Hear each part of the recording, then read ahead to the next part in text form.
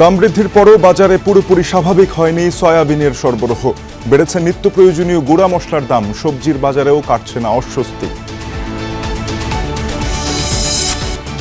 ঈদ সামনে রেখে ব্যস্ত টাঙ্গাইলের গবাদি পশু খামারিরা। উদ্বৃত্ত পশু থাকলেও গোখাদ্য নিয়ে চিন্তা, দাবি ভারতীয় গরু আসা বন্ধ করলে দেখবেন লাভের মুখ।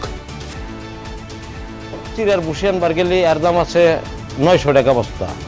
কেমনে করে গরু পালবো? 1 বছর ধরে পালতেছে, আমার পরে 60-70 হাজার টাকা খরচ হয়েছে এই গরুতে। বিদেশি জাতের ছিল, সেগুলা বিক্রি করেছি। এখন আমরা কুরবানির জন্য দেশি গরু প্রস্তুত করছি। হাম উপসর্গে ঠেকানো যাচ্ছে না শিশু মৃত্যু। 24 ঘন্টায় সিলেট ও বরিশালে প্রাণ গেছে 5 জনের, বাড়ছে রোগীর ভিড়। বাংলাদেশ জার্নালিজম কনফারেন্সে দেশি বিদেশি 5 শতাধিক সাংবাদিক, গবেষক, সম্পাদকের যোগদান। দাবি কমানো যায়নি ঝুঁকি ও নজরদারির শঙ্কা। জার্নালিজম করতে গেলে যেরকম ফান্ড থাকে আমাদের এখানে সেরকম কিছু না, ফলে আমাদেরকে আমাদের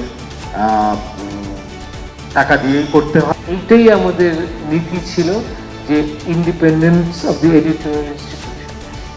আমি মনে করি ডেইলি স্টার এবং প্রথম আলো আমরা একটা উদাহরণ সৃষ্টি করতে সক্ষম হয়েছি, the role of the institution of the editor.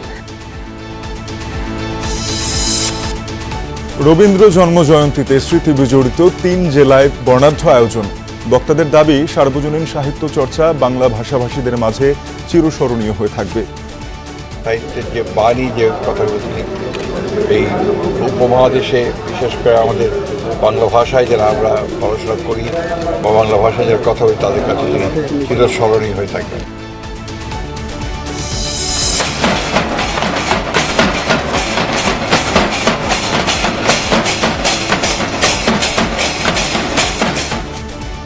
কাল পশ্চিমবঙ্গে বিজেপি সরকারের শপথ। বিকেল নাগাদ জানা যাবে নতুন মুখ্যমন্ত্রীর নাম। তামিলনাড়ুতে থালাপাথির সরকার গঠনে অনিশ্চয়তা।